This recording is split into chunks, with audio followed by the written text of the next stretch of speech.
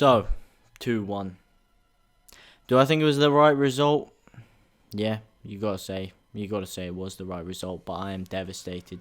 I feel like we played very well that game. Hey guys, welcome back to South Stand Stories. I'm your host James Toon, and we're going to be going through the Leeds United and Everton game that just happened. Let's get into it.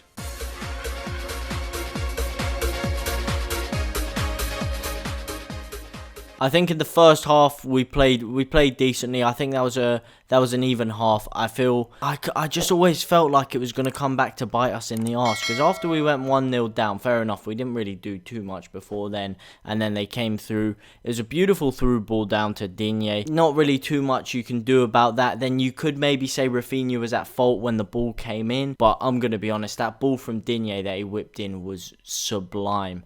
Absolutely fantastic. Perfect amount of curl on it. Perfect amount of dip right into the right area. After that, we had a couple of great chances. Well, not even great chances, great attempts and brilliant saves from the goalkeeper. One of them, Rafinha, he chips it across the box.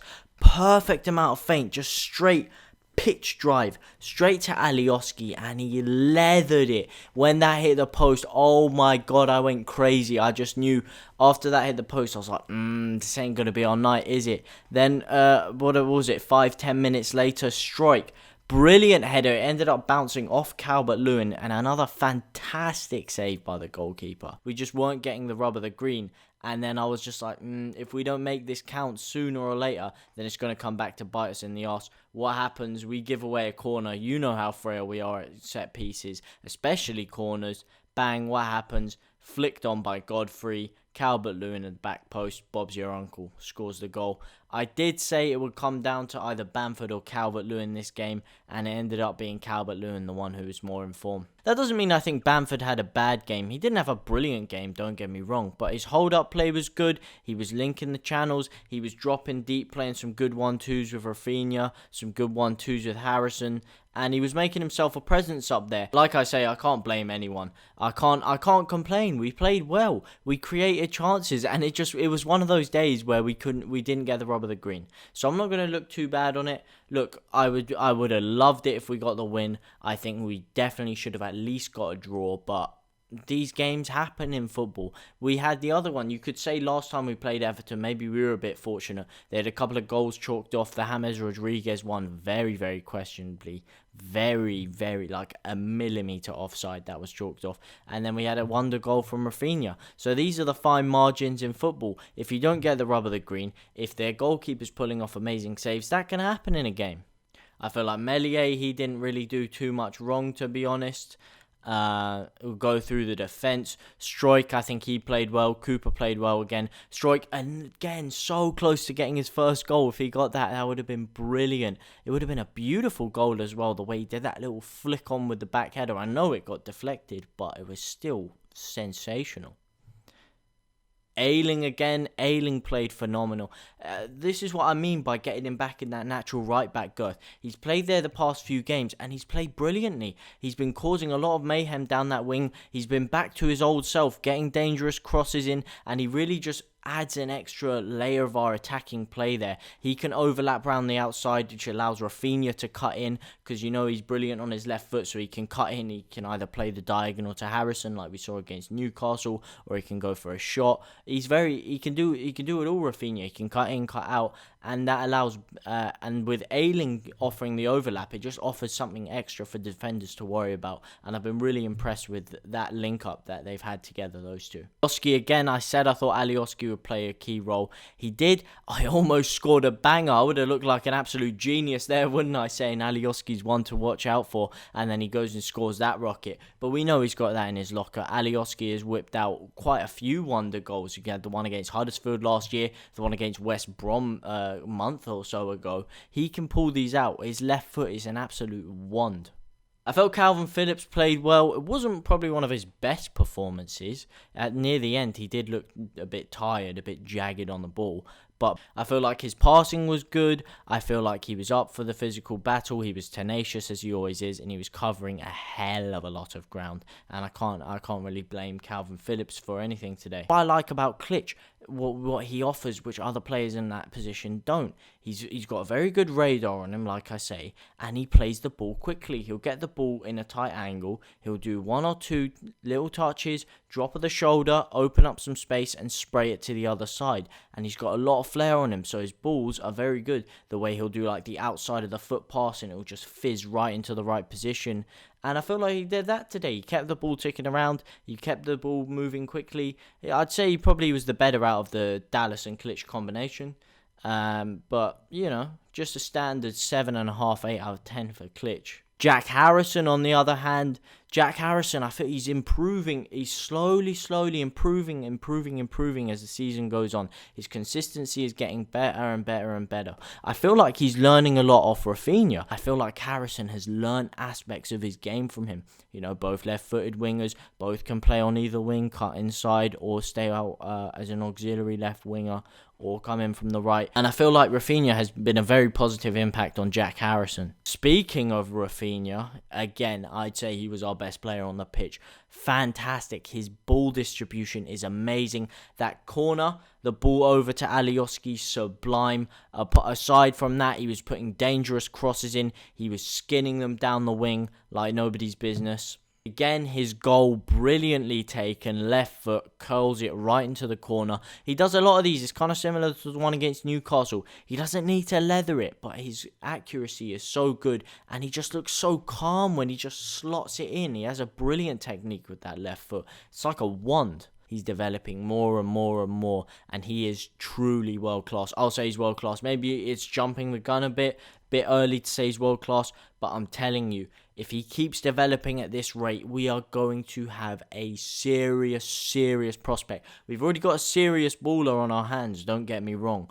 Like a technical baller. He can do everything. Like the beautiful aspects. Not only are his numbers good, but the beautiful things he does. The drop of the shoulder, the little Cruyff turns, the little Ronaldo chops, the little step over Cellar Dream. Because anybody can do a step over, but it's about the effectiveness of the step over. Where he seems to lure defenders in, and he always manages to get away around them. Kind of Nicola Pepe-esque, a bit less dribbling flair, but I'd say a bit more match IQ, and he's a bit more effective than a Pepe. Similar players, but I'd rather have Rafinha. I think Rafinha in a year or two could be Champions League, like not just Champions League, top echelon Champions League. We're talking Ballon d'Or competitors. That's how highly I rate this guy. So now we're going to get on to the substitutes, and the first one to come onto the pitch was Tyler Roberts. Now, I've noticed something ever since the Crawley game. Tyler Roberts, over these past few games when he's been coming on, has actually really impacted the game. He's looked energized, he's looked reinformed, reinvigorated, and he's really been playing a key role. Now, earlier on in the season when he was coming off the bench or even starting in some of the cup games, I was thinking to myself, is this guy going to cut it in the Premier League? Has he got what it takes? And I was not really sure because he wasn't really that impactful on the game. He was very wasteful. His decision making was kind of poor and he was very inconsistent. Now, however, he looks like he's making the right pass at the right time, which was something he wasn't doing a lot before. He was coming on and then he was wasting key attacks, because when we bring him on, we'd be bringing him on to change the game, to create something, to give them something else to worry about, which is exactly what he did today. Because if we're looking at pure technical ability, he's up there with Rafinha for me. I think he technically is, with Rafinha and Pablo, the best three players in the squad. If you're just talking pure technique, he's got a touch of silk velvet. He can turn on a half punch. He's got skills for days. He is a true street baller. It's just about his consistency and his decision making. Now, the next substitute onto the pitch was Pablo Hernandez. Now, I'm not going to lie, it wasn't one of his better performances.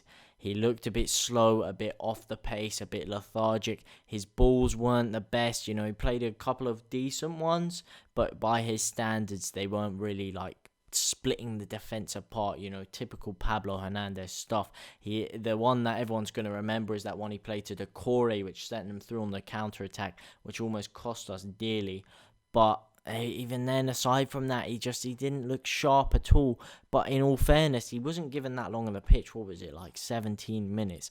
And Pablo Hernandez has shown this year that he's better when he has a bit more time on the pitch to get the rust off his boots. Kind of like how he did against Leicester, where in the first half, I didn't really think he was that good. This is the first game I'm talking about.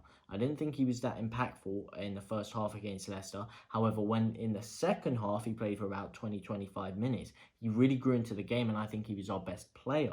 So the thing with Pablo is because he's not playing too many games, you just expect him to come off the bench all the time and just have an instant impact. Sometimes it works, like it did against Spurs, and he was causing them havoc. He was really getting on the ball, playing his stuff, and he looked good. However, you'll get other times like today when that's not such the case, and it's just not really working for him. But I can't hate the guy. Look, I'll put it this way. If it wasn't for Pablo Hernandez, we would not have got out of the Championship. I would not be wearing this Champions jumper right now. We would not be playing in the Premier League, and we would not have been playing Everton today at Elland Road. And the last substitute to come onto the pitch was indeed Helder Costa.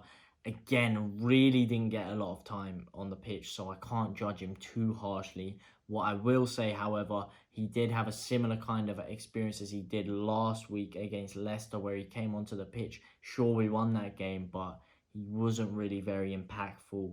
His dribbles weren't on. His balls weren't right. Kind of like what I was saying about Tyler Roberts at the beginning of the year. That's kind of what Costa's been like. He looks really low on confidence, and he just doesn't look like how he did at the beginning of the season. Look, I can't blame him for how it happened this year, because the first 2 games of the season, he was electrifying. He was taking people on for fun. His balls were brilliant. He was scoring great goals. And then ever since then, the next few games, he kind of dipped down into what his Championship form was like last year, where it was good in patches, but it was largely kind of inconsistent, tended to drift in and out of games. And then he ended up getting rotated a couple times, nothing too major.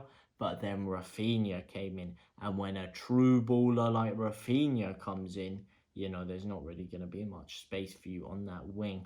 So maybe he can use this opportunity now that Pavada's out. Maybe Rafinha, he's been had a few injury scares. So maybe he might get rotated a bit, taken off a bit earlier for Costa, and he has his moment to break into this team. However, I feel if he doesn't start performing quickly and breaking his way into the team soon, it could be the end for him at Leeds. We could be starting to see him drift further and further down the pecking order. Overall, I can't be too disappointed. Look, we played brilliantly. At the end of the day, sure, we didn't win. Sure, I was gutted and disappointed and fuming that we didn't get the win, or at least get a draw out of the game, because we did have some good, very good chances.